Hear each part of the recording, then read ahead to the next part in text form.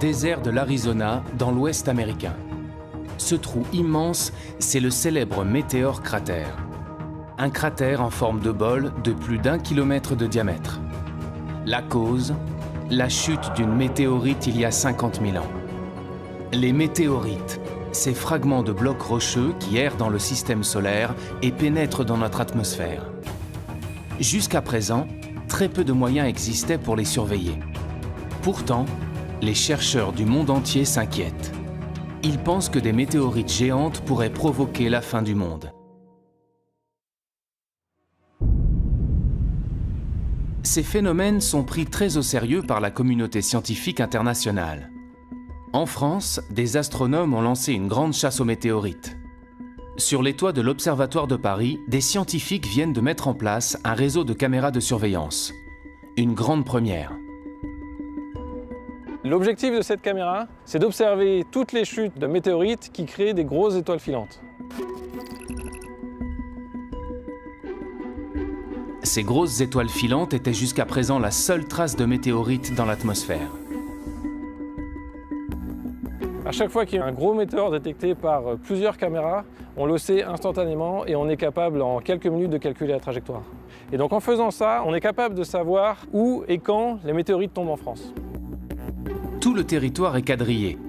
Présentes dans tous les départements, les caméras fonctionnent jour et nuit. Il y en a environ 100 dans toute la France pour pouvoir faire ce qu'on appelle la triangulation. C'est-à-dire à partir de 2 caméras, on a 2 points de vue différents d'un même gros météore. Ces caméras vont peut-être enfin dévoiler les secrets que renferment ces énigmatiques corps rocheux. Même si les astronomes savent que la plupart des météorites viennent de la ceinture d'astéroïdes située entre Mars et Jupiter, ils ignorent de quel endroit précis. Désormais, ces caméras pourront pister la source de ces météorites d'après leur trajectoire. L'idée, c'est de faire le lien entre la composition des objets qui tombent au sol et leur provenance dans le système solaire. Grâce à ce réseau, notre espoir, c'est de savoir d'où viennent les météorites qui tombent sur la Terre. L'Observatoire de Paris est l'un des acteurs clés de cette recherche. Et plus largement, c'est ici que l'on tente de percer les mystères de notre univers. L'Observatoire de Paris. En France, c'est le plus grand centre de recherche en astronomie et en astrophysique. Le deuxième plus grand au monde derrière celui d'Harvard aux États-Unis. Fondée il y a 350 ans, cette institution continue de faire d'incroyables découvertes et travaille avec les plus grands laboratoires mondiaux. Les liens que nous avons avec l'Observatoire de Paris sont vraiment très importants. L'Observatoire de Paris a joué un rôle prépondérant au XXe siècle. Implanté sur 3 sites, à Paris, Meudon et Nançay en Sologne, l'Observatoire est né d'une grande ambition scientifique. Les académiciens royaux ont convaincu Colbert puis Louis XIV qu'il était nécessaire de construire un grand lieu de science pour la gloire du roi Soleil. De grandes découvertes ont été faites entre ces murs. C'est ici que l'on découvre que la vitesse de la lumière n'est pas infinie. Le Verrier y démontre l'existence de la planète Neptune par les mathématiques. C'est là également que l'on réalise les premières cartes détaillées de la Lune. L'Institut de recherche est prêt à relever de nouveaux défis en construisant des télescopes révolutionnaires ou en préparant de nouvelles missions spatiales. Ce sera la première fois que le LESIA travaillera sur un instrument qui atterrira sur Mars. L'une des premières choses qu'on doit le rechercher, c'est est-ce qu'il y a de l'eau liquide à la surface des objets qu'on va étudier. Sonder l'infiniment petit comme l'incroyablement grand pour mieux comprendre notre univers. L'objectif aussi, c'est de comprendre comment la Terre est devenue ce qu'elle est devenue.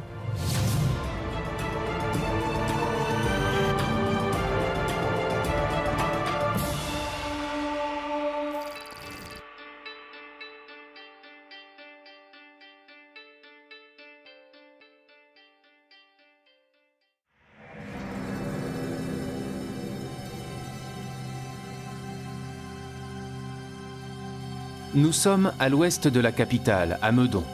Sur les hauteurs de la ville, de majestueuses coupoles astronomiques dominent Paris. Fondé en 1876 par l'astronome Jules Janssen, le site de Meudon est rattaché à l'Observatoire de Paris depuis le début du XXe siècle. À première vue, l'endroit semble paisiblement endormi.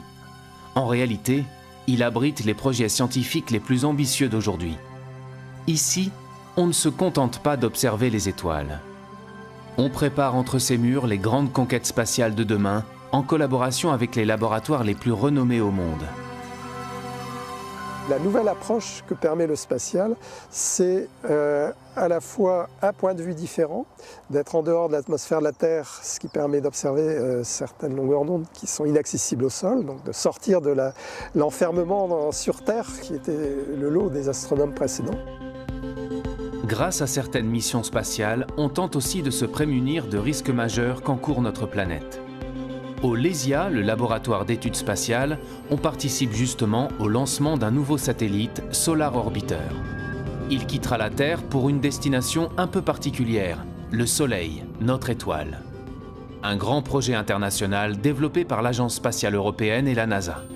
Solar Orbiter est une mission qui va permettre d'observer l'activité du Soleil sur place directement avec l'observation du Soleil dans certains instruments, mais aussi à distance avec les éjections de masse coronale, c'est-à-dire les éjections de matière solaire qui voyagent à travers le milieu interplanétaire et dont certaines peuvent arriver jusqu'à la Terre et perturber les télécommunications ou les satellites d'observation.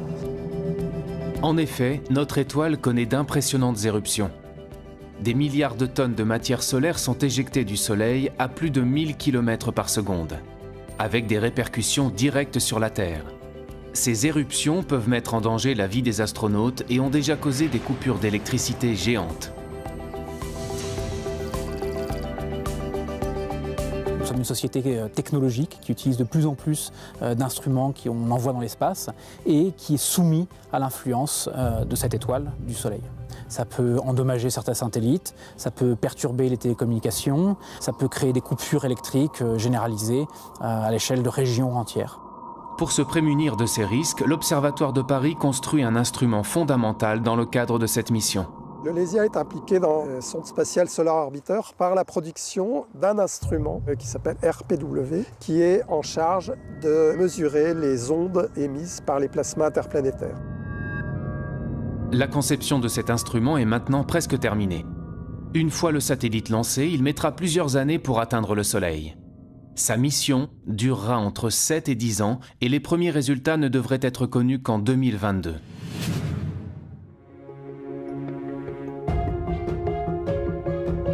En attendant, les astronomes doivent s'assurer quotidiennement que le Soleil ne représente pas de danger pour notre planète. Ils ont mis au point un procédé pour surveiller le Soleil, mais cette fois-ci en restant au sol. Le même procédé depuis plus d'un siècle.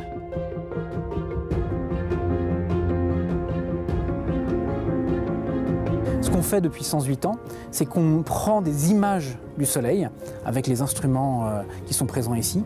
C'est-à-dire qu'on construit un catalogue de données que pourront exploiter plus tard, dans 108 ans, dans 350 ans, des chercheurs qui s'intéresseront à l'évolution à très longue durée du Soleil. Il s'agit véritablement d'un travail d'endurance qu'on essaye de donner aux générations futures. Tous les jours, sans exception, depuis plus de 100 ans, les astronomes prennent des photographies du Soleil. Un procédé relativement artisanal qui fonctionne grâce à ce que l'on appelle un spectrohéliographe. Sa mission, enregistrer les taches et les protubérances du Soleil.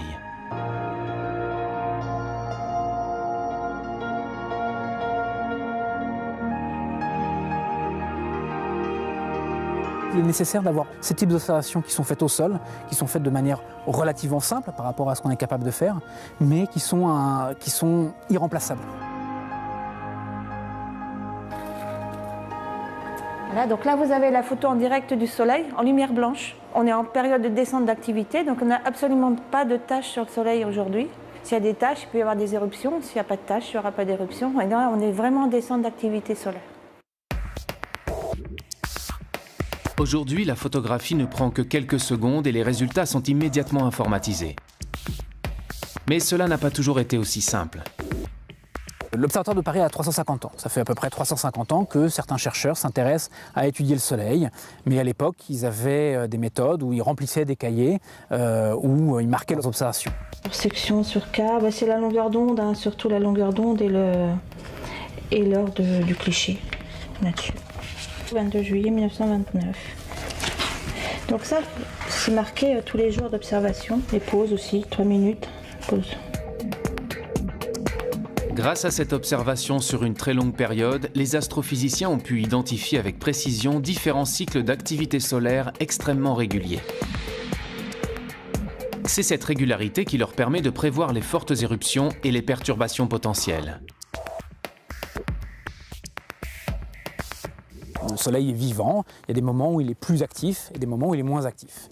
Donc il y a un premier cycle qui va être le cycle qui est très bien connu, qui est le cycle de 11 ans, où au début du cycle, petit à petit, il va y avoir de plus en plus d'éruptions jusqu'à un maximum. Et puis à nouveau, pendant quelques années, la fréquence des éruptions va diminuer jusqu'à ce qu'on arrive à un minimum où il n'y aura aucune éruption. Et puis ce qu'on est en train de découvrir, c'est qu'il y a aussi un cycle plus long, qui aura une centaine d'années, où pareil, il y a une modulation de l'activité du Soleil. Mais pour cela, il faut arriver à étudier le Soleil sur des périodes qui sont très longues, qui dépassent même la vie humaine. Et c'est ce qu'on fait ici, à l'Observatoire de Paris. Donc ça fait seulement sur ces cycles de 100 ans, on n'en a vu que 3 à l'heure actuelle. Souvent dans la recherche, il s'agit d'une course de vitesse, il s'agit de voir plus loin, voir plus petit.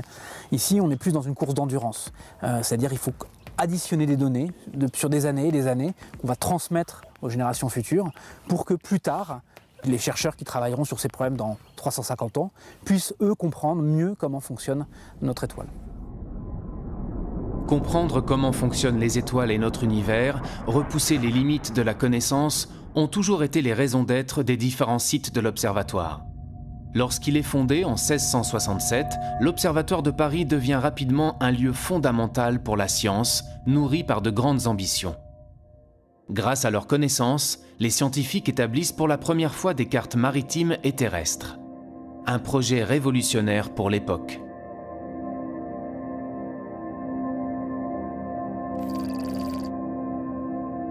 Sous le règne de Louis XIV, il était nécessaire de construire des cartes précises. Et on avait demandé à l'époque aux astronomes, grâce à leur connaissance du ciel et des mesures de latitude et de longitude, de construire la carte, notamment la carte de France.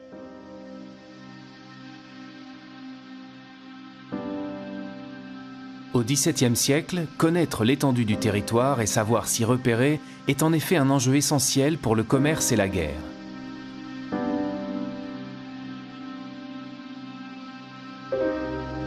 Pour l'anecdote d'ailleurs, il s'est avéré que cette carte montrait que le territoire du royaume de France était en fait beaucoup plus petit que ce qu'on croyait à l'époque, ce qui a fait dire à Louis XIV que ces astronomes qui l'avaient si bien soutenu financièrement lui avaient fait perdre plus de territoire que ne lui avaient fait gagner toutes ces guerres. Cette carte, qui nécessite 60 ans de travail, représente une véritable innovation scientifique. C'est la première fois que l'on s'appuie sur la triangulation pour concevoir la représentation exacte du territoire. Et cette carte prend comme point zéro géographique une ligne méridienne, une ligne droite scindant le territoire en deux. C'est d'ailleurs en suivant cette ligne nord-sud que l'Observatoire de Paris a été construit.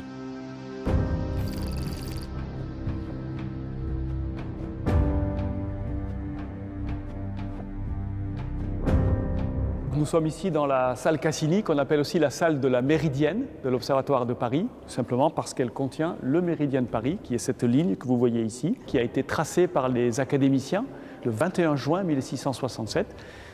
Ces académiciens qui ont donné comme instruction à l'architecte Claude Perrault de construire un bâtiment symétrique par rapport à cette ligne.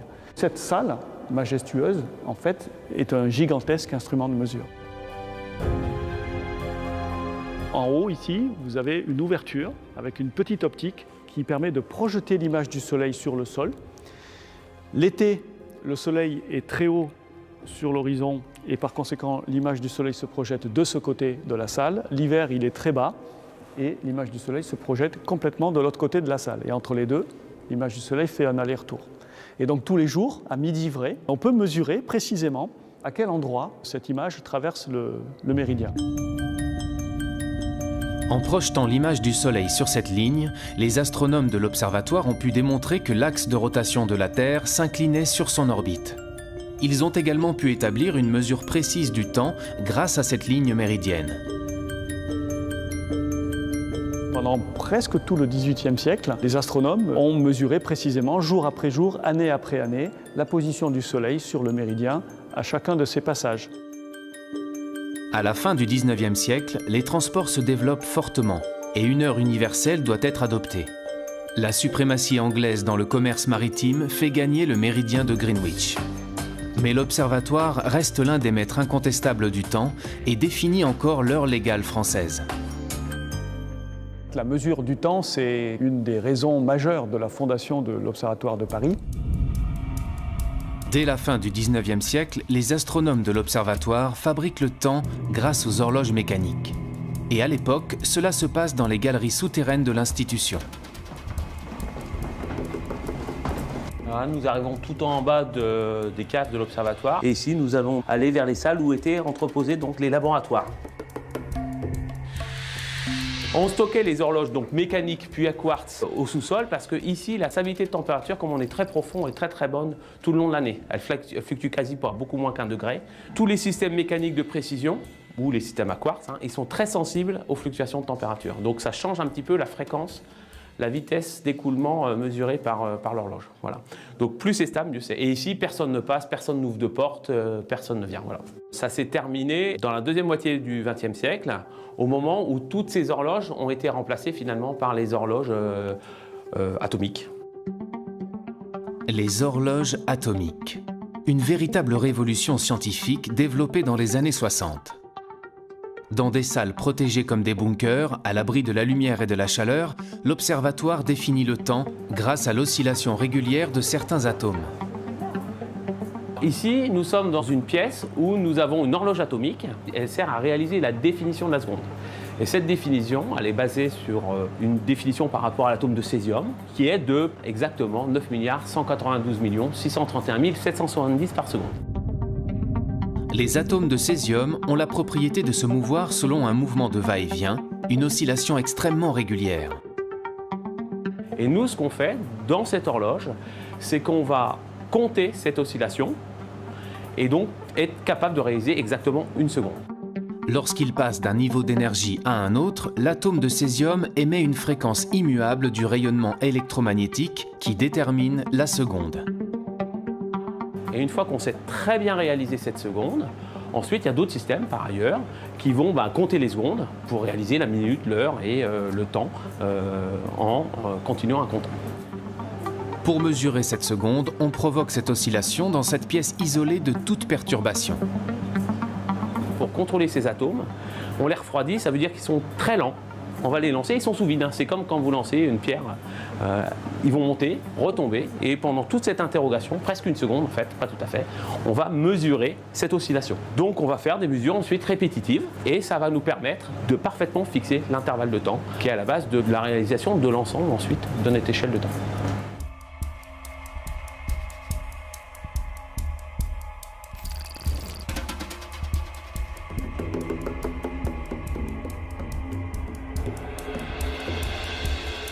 C'est aussi à l'observatoire qu'on invente l'horloge parlante en utilisant la référence de temps calculée dans ses laboratoires. L'idée est simple, donner par téléphone la même heure sur tout le territoire à tous les Français par une même voie. À l'Observatoire de Paris, chaque nuit, le service qui a mission de fabriquer l'heure vit de la sorte une perpétuelle course contre la montre entre les renseignements fournis par les étoiles et les pendules dont il faut régler les tops sur ceux de la pendule mère. Il suffit de composer un numéro de téléphone pour obtenir la voix que tout Paris connaît et l'heure exacte. Il sera exactement 9h40. Merci. Les astronomes de l'observatoire ont une connaissance si poussée concernant le temps qu'ils peuvent répondre à toutes les questions que l'on se pose sur les éphémérides, sur le mouvement des astres dans le ciel, même très loin dans le passé.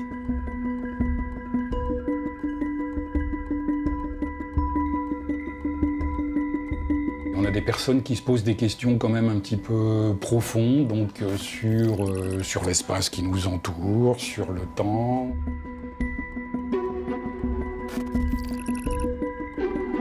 On a des demandes très spécifiques, ou d'historiens ou d'archéologues. Ils ont découvert en fait une inscription qui gravée dans la tour même de la cathédrale de Nevers, à la Saint-Michel, 1606, fut éclipse à 1h après-midi et fut nuit claire. Par rapport à ça, j'ai fait des recherches, il n'y avait pas d'éclipse, en tout cas en 1606. Par contre, il y en avait une qui pouvait être favorable, correspondre à celle-là, c'était l'année précédente, en 1605. Donc nous, actuellement, avec les théories dont on dispose, on est effectivement en mesure de calculer l'état du ciel à un instant donné quelconque. Donc par exemple, remonter le temps jusqu'à 5000 ans en arrière. C'est pour ça qu'on a souvent des questions qui nous proviennent d'historiens ou d'archéologues, qui travaillent effectivement sur du matériau qui est aussi ancien que ça. Je reçois des demandes électroniques par mail et également du courrier. Donc celle-ci, elle provient d'un monsieur qui s'est posé une question toute simple. Il suppose un vaisseau spatial qui va accélérer continuellement à une accélération égale à l'accélération de la pesanteur, celle qui nous tient sur la Terre. Et en disant, à partir de ça, combien de temps va mettre ce vaisseau spatial pour atteindre une vitesse égale à la vitesse de la lumière, et à quelle distance de la Terre cette vitesse sera atteinte. Alors il a fait le calcul, et puis il me demande juste de vérifier si son calcul est correct. Il signe d'ailleurs par Carpe Diem. Alors, bon, Carpe Diem, hein, on sait tout ce que ça veut dire. Donc le monsieur, c'est quand même un monsieur qui est connu. Bon, il est en prison, je crois, depuis les années 70, c'est un tueur en série. Je reçois aussi des courriers de tueurs en série. J'essaye de répondre à tout et à tout le monde. Donc le monsieur en question, je lui ai répondu, son calcul était juste, à peu près juste. Donc c'est pour dire que vraiment dans ce service, on a de tout. On a du très sérieux et puis on a du loufoque, de l'insolite, de toutes sortes de choses, quoi.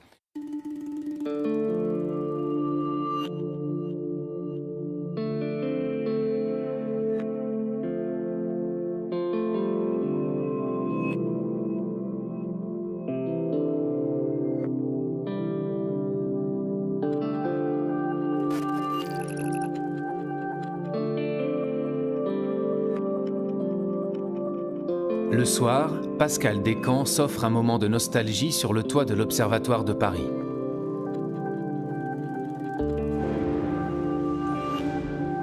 La lunette Arago, le plus célèbre instrument de l'Institut d'astronomie, marche toujours parfaitement. Cet instrument mythique, confiné dans une coupole tournante, est le témoin des progrès fulgurants de l'astronomie en France. Au moment de sa construction au XIXe siècle, c'était la plus grande lunette astronomique du monde. 38 cm de diamètre et 9 mètres de focale. Cet instrument mythique, voulu par François Arago, a contribué aux recherches les plus célèbres de l'Observatoire de Paris.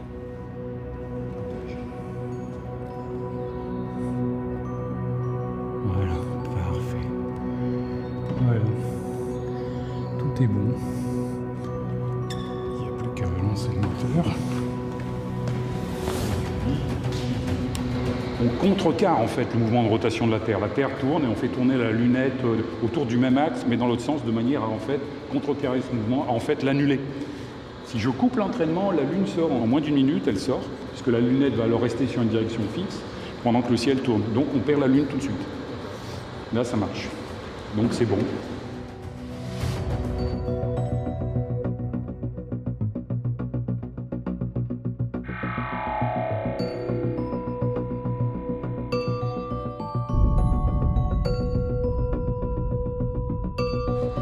On sent vraiment le relief lunaire de façon assez impressionnante. Ouais, là, c'est très... Et puis ça bouge pas.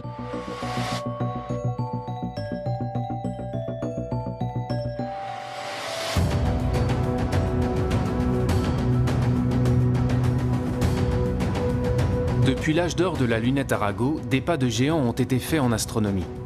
On observe encore les étoiles avec ce type d'instrument qu'à de rares exceptions. Désormais, ils sont beaucoup plus performants.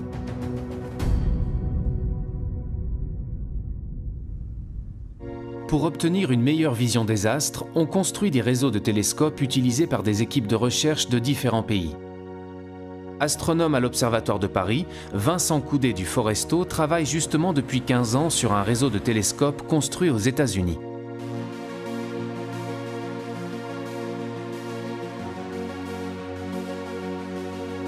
Ce réseau est situé dans l'un des observatoires les plus célèbres du monde, le mont Wilson, près de Los Angeles. C'est ici que l'on a découvert que l'univers était en expansion. Chaque année, l'astronome français et ses collègues étrangers se réunissent en Californie pour faire avancer leurs projets communs. De grands projets internationaux qui donnent à la science plus d'envergure. Ce qu'il y a de terrible quand on travaille ici, c'est qu'on a beaucoup de collaborateurs français et qu'on est forcé d'aller en France régulièrement.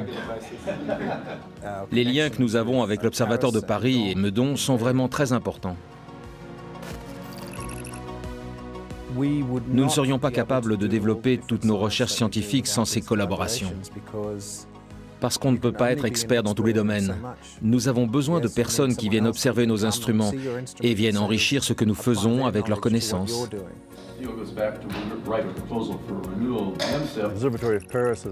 L'Observatoire de Paris a joué un rôle prépondérant au XXe siècle, en développant des technologies d'optique de précision qui sont capitales pour les télescopes modernes ou les instruments que nous utilisons aujourd'hui. Vincent Coudet du Foresto et ses équipes de l'Observatoire de Paris ont conçu un instrument, Fluor, qu'il n'est possible d'utiliser qu'ici, au Mont Wilson, grâce aux 6 télescopes placés en réseau, idéalement espacés les uns des autres. Ce que notre équipe à l'Observatoire de Paris a amené, c'est un instrument qui s'appelle Fluor, qui recombine la lumière des télescopes de telle manière à ce qu'on va pouvoir simuler finalement le comportement d'un télescope de presque 300 mètres de diamètre qu'on serait bien incapable de construire. Imaginez un télescope de 300 mètres de diamètre. Au lieu de le fabriquer, imaginez que vous ne construisiez qu'un télescope d'1 mètre, et le même juste à côté. Maintenant, imaginez que vous puissiez former une seule image à partir de ces 2 télescopes. Là, vous vous demandez, est-ce que c'est possible de récolter avec ces 2 télescopes les mêmes données qu'avec un télescope de 300 mètres? Eh bien, la réponse est oui. Cette technique d'observation, c'est l'interférométrie. En combinant la lumière de plusieurs télescopes en réseau, il est possible d'obtenir une image d'une finesse équivalente à celle d'un télescope beaucoup plus grand. Fluor permet de combiner la lumière des télescopes du Mont Wilson par fibre optique et non plus avec des miroirs. Une révolution.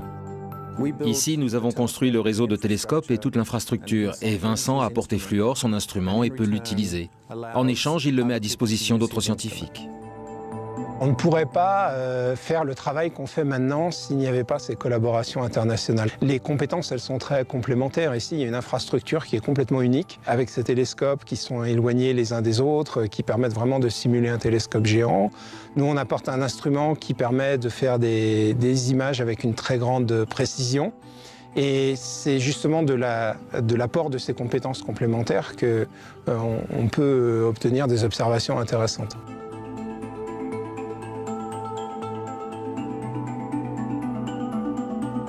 Quand on regarde une étoile avec un télescope, c'est un point. Toutes les étoiles apparaissent comme des points parce que même les plus grosses des étoiles sont trop petites pour être résolues par les télescopes. Et donc il faut un interféromètre pour voir les étoiles autrement que comme des points, pour voir des choses à la surface des étoiles.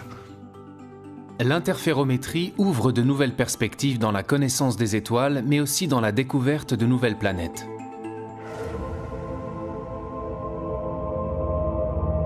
Parmi les projets qu'on a avec Fluor, il y en a un où on va regarder l'environnement des étoiles, ce qui se passe autour des étoiles. Et on sait que les étoiles, notamment quand il y a des systèmes planétaires, il y a des poussières qui restent en orbite autour de l'étoile et qui diffusent une sorte de lumière de halo. Et pour nous, ces lumières, c'est un peu la trace, c'est un peu la signature d'un système planétaire qui peut se trouver derrière. La signature d'un système planétaire comme celle d'exoplanètes, des planètes situées hors du système solaire, et que les astronomes découvrent par centaines depuis 20 ans.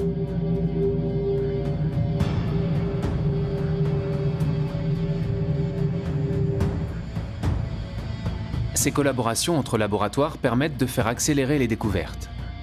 Grâce aux technologies modernes, les astronomes peuvent observer les étoiles à des milliers de kilomètres du télescope ou du réseau de télescopes pointés vers le ciel. Des équipes françaises louent parfois du temps d'observation sur les télescopes de l'Observatoire du Mont Wilson. Chacun met à profit ses instruments et ses compétences.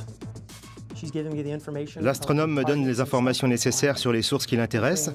J'entre ces données, je pointe vers les étoiles qu'elle veut observer, je lui trouve les franges d'interférence et je les verrouille pour qu'elle puisse enregistrer ces données. Nous avons aussi des équipes qui viennent de Sydney et de l'Université du Michigan. Chacun apporte ses instruments, ce qui leur donne du temps dans le réseau pour bien observer. Cela rend le réseau plus performant que ce que nous avions originellement. Donc c'est bénéfique pour tout le monde. Ces astronomes n'ont pas à construire de nouveaux interféromètres et l'interféromètre n'a pas à se fournir de nouveaux instruments. 10 minutes, c'est bon pour 8 minutes de plus. OK. Aujourd'hui, les scientifiques ne pourraient plus mener leurs grands projets sans ces aides extérieures.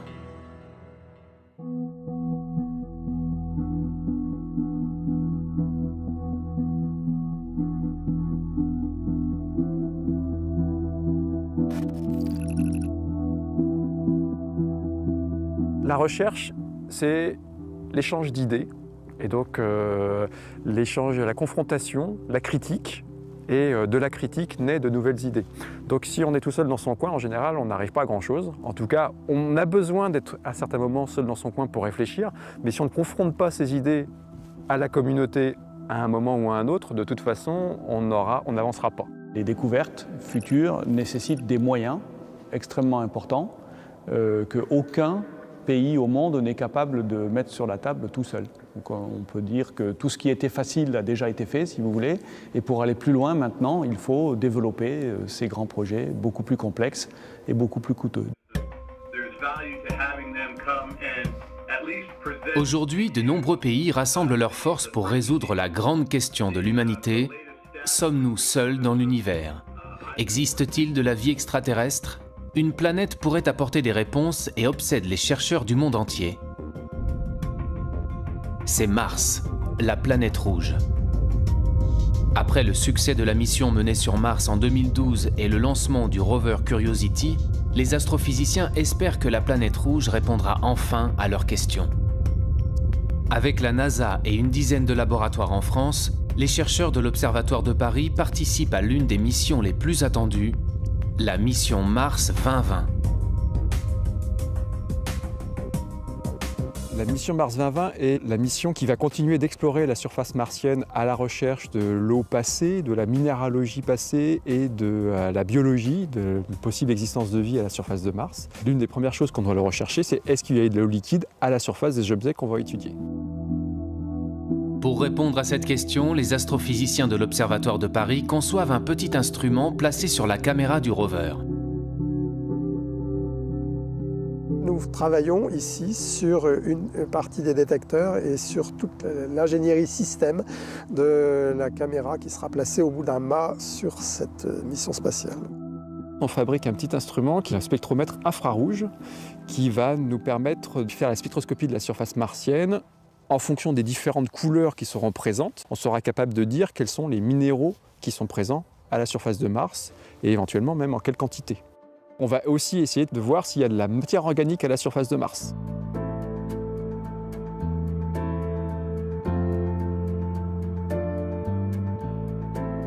On a un défi qui est de faire un instrument très petit, beaucoup plus petit que ce qu'on n'a jamais fait. Donc ce défi de miniaturisation, il est important. Donc on se confronte à des problèmes auxquels on n'avait encore jamais été vraiment confronté en termes de place, d'intégration. Un vrai challenge. L'instrument doit être suffisamment petit pour se glisser dans la caméra du rover sans l'alourdir. Pour concevoir leur spectromètre infrarouge, les astrophysiciens font fabriquer sur place, dans l'atelier de l'Institut, leurs pièces miniatures construites sur mesure.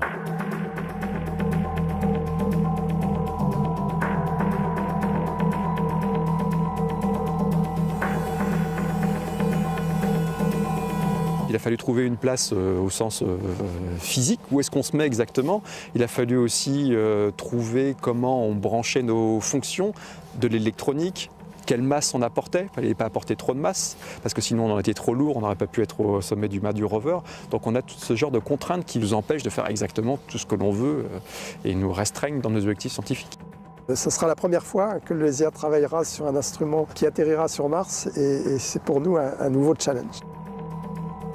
Un nouveau challenge que l'Observatoire doit remporter. Les équipes n'ont pas le droit à l'erreur. Maintenant que l'étape de fabrication de l'instrument est terminée, les chercheurs lui font subir une série de tests et de vérifications. L'instrument est placé dans les conditions extrêmes de l'espace et de la surface martienne. Sachant qu'il peut faire jusqu'à moins 133 degrés sur Mars, il doit résister à un univers hostile.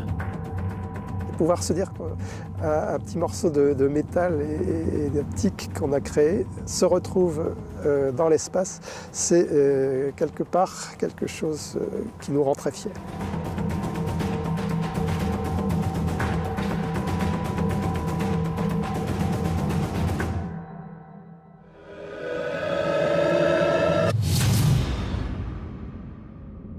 Au-delà de la recherche de vie extraterrestre, les scientifiques s'emparent d'une autre question cruciale.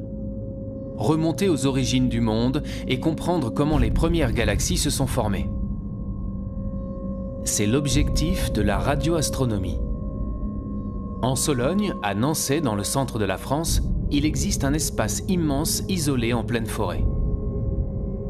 150 hectares qui font partie de l'Observatoire de Paris, mais pourtant situé à plus de 200 km de la capitale. Et pour cause, le lieu doit rester protégé des ondes radio parasites. Car ici, on développe la radioastronomie. Bien loin de la lumière que l'on perçoit, ces astronomes s'intéressent à une lumière invisible, les ondes radio, plus faibles encore que l'infrarouge. Il faut savoir que dans l'univers, il y a un tas d'astres qui vont émettre dans toutes les longueurs d'onde. Donc la radioastronomie va s'intéresser justement à observer ces astres ou tous les phénomènes célestes inimaginables dans le domaine des ondes radio.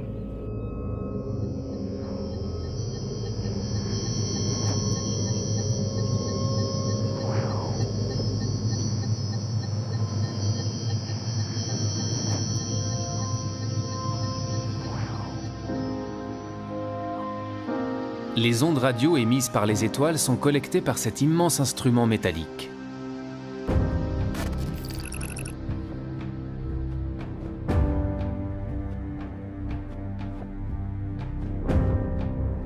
C'est l'un des plus grands radiotélescopes du monde. Avec ses 40 mètres de longueur, il a une surface collectrice de 8000 mètres carrés. Il observe l'univers à basse fréquence et permet l'étude des galaxies, des enveloppes d'étoiles ou encore des comètes.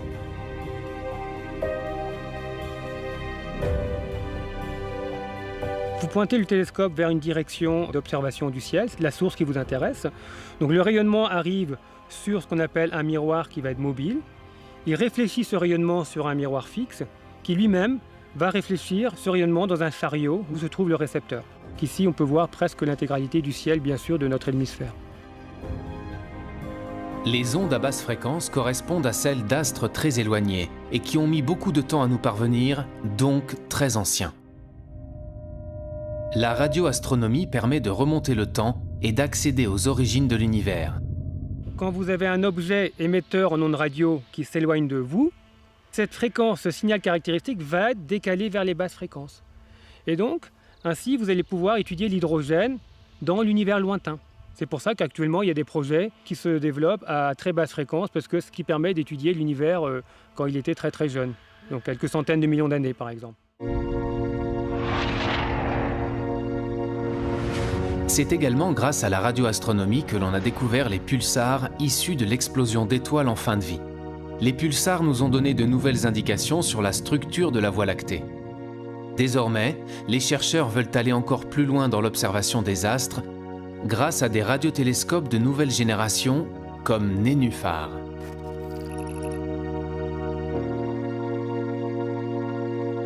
Contrairement aux grands radiotélescopes où vous pointez l'antenne pour justement observer votre source d'intérêt, Nénuphar, ce sont des antennes qui voient tout le ciel. C'est un peu une révolution en radioastronomie en fait, c'est d'avoir des antennes qui voient tout le ciel et qui pointent et vous pointez dans différentes directions.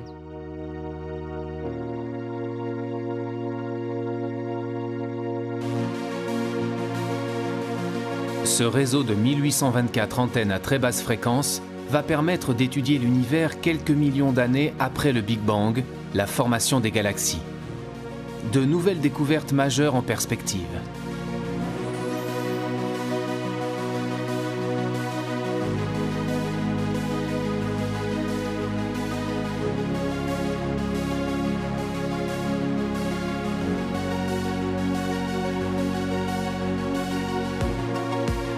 Fournir une vision renouvelée de la structure de notre univers pour en comprendre sa composition et son origine, c'est le défi quotidien que tentent de relever ces astrophysiciens.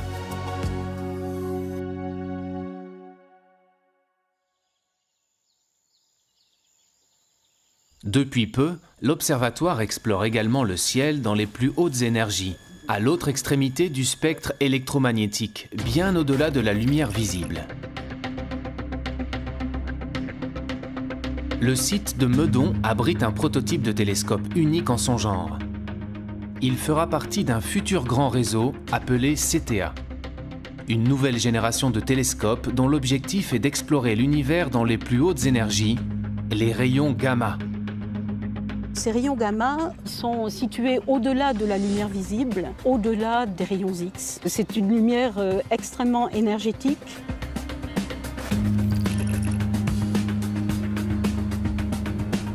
CTA va pouvoir observer des photons gamma qui ont des énergies de 10 puissance 10 à 10 puissance 14 fois plus grandes que l'énergie de photons optiques. Donc on voit qu'on touche là à un domaine qui est tout de même très loin de notre perception directe, personnelle. Grâce à une technologie interposée, on va pouvoir imaginer des façons de mettre en évidence ces rayons gamma et de les étudier, et du coup de devenir sensible, disons, en tant que civilisation technologique, on est devenu sensible aux rayons gamma de très hautes énergies. À ce stade du projet, les chercheurs sont encore en phase de test sur le prototype. Mais bientôt, plusieurs dizaines de télescopes comme celui-ci collecteront partout dans le monde ces rayons gamma. Ce que les télescopes vont observer, ce sont des flashs de lumière émis par des gerbes de particules. Des particules produites par les rayons gamma lorsqu'ils pénètrent dans l'atmosphère. On va pouvoir faire l'image de ces gerbes atmosphériques. Donc ça va faire une sorte de cascade de particules qui va descendre petit à petit vers le sol. Et dans cette gerbe atmosphérique, il y a justement des particules très rapides qui vont émettre un flash bleuté très ténu qui va être détecté par les caméras des télescopes Cherenkov. Et on voit les produits que son entrée dans l'atmosphère a générés et le rayonnement qui en résulte au bout du compte. Il faut avoir une résolution temporelle pour suivre l'évolution de ces flashs de l'ordre de la nanoseconde. Donc la nanoseconde, c'est 1 milliardième de seconde. Lorsque la nuit tombe, les tests d'observation peuvent commencer. L'équipe est composée de chercheurs du monde entier, chacun étant spécialisé sur une partie du télescope. Au total, 30 pays et 1200 scientifiques sont engagés dans ce projet hors norme. Ils espèrent tous repérer des cascades de particules dans le ciel de Paris.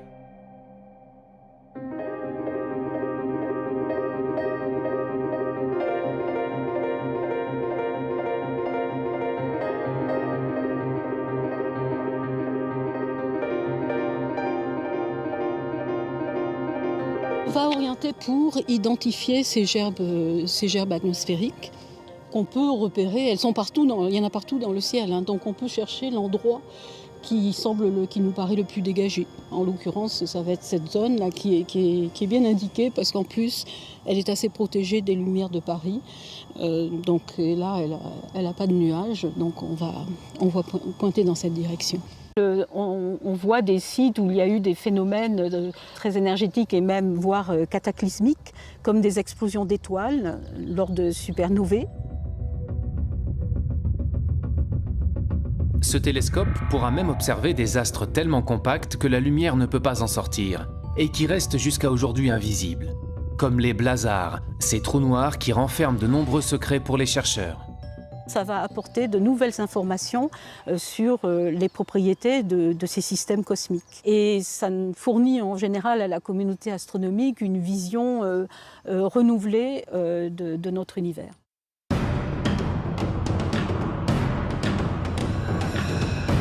Grâce à tous ces nouveaux instruments ultra perfectionnés et des connaissances toujours plus poussées, les astrophysiciens peuvent observer le ciel dans les plus basses fréquences comme dans les plus hautes énergies.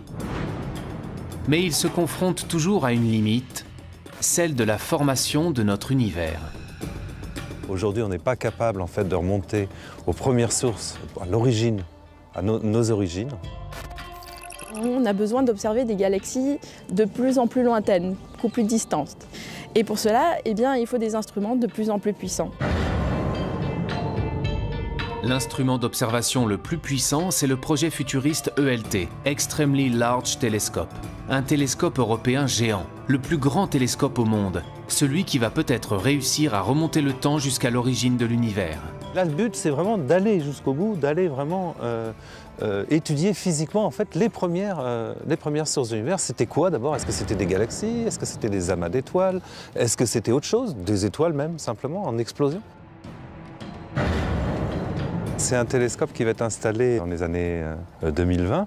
Ça consiste à prendre tous les grands télescopes existants sur la Terre aujourd'hui, c'est-à-dire 15 grands télescopes de 10 mètres, les mettre ensemble, combiner leurs miroirs et d'en faire un seul.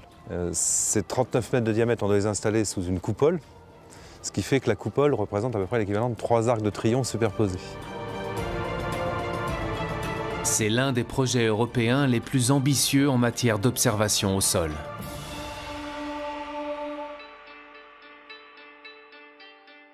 Pratiquement tous les pays d'Europe sont impliqués dans cette construction. Et nous, à l'Observatoire de Paris, on est particulièrement impliqués dans la construction d'instruments qui se mettent au foyer du télescope. Le premier, qui est un spectro-imageur, qui travaillera dans le visible et l'infrarouge, et dont un des enjeux principaux est de détecter des exoplanètes. Et l'autre, c'est un spectrographe multi-objets qui permet de faire simultanément le spectre d'un très grand nombre de galaxies.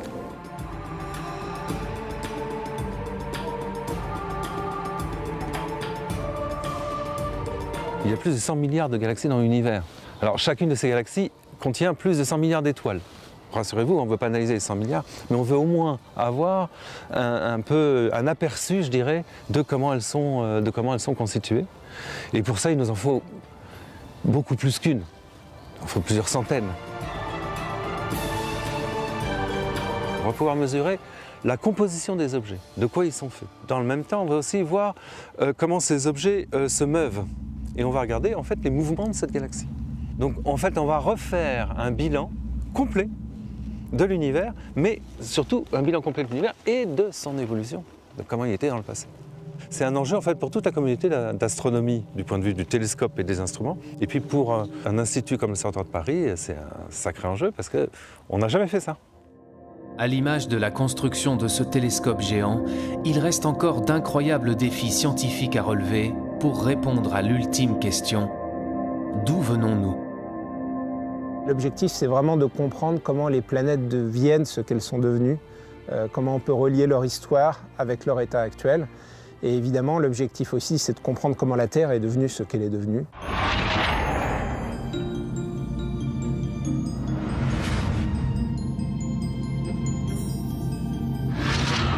Imaginez par exemple un archéologue, il pourrait étudier par exemple toutes les espèces d'évolution, par exemple si on s'intéresse à l'évolution de l'homme, vous auriez à votre disposition toutes les différentes étapes. Mais on peut comme ça maintenant remonter à des objets qui ont quelques centaines de millions d'années, donc c'est-à-dire un univers qui est très très jeune. On a exploré le ciel en radio, en infrarouge, en ultraviolet, en rayons X et en rayons gamma. Donc là, on a balayé tout le spectre électromagnétique et maintenant l'astronomie moderne peut utiliser des informations sur le ciel venant de tous ces domaines. Et dans chacun de ces domaines, il y a eu un renouveau complet qui fait qu'aujourd'hui encore, l'astrophysique reste une science extrêmement active et en complet renouvellement.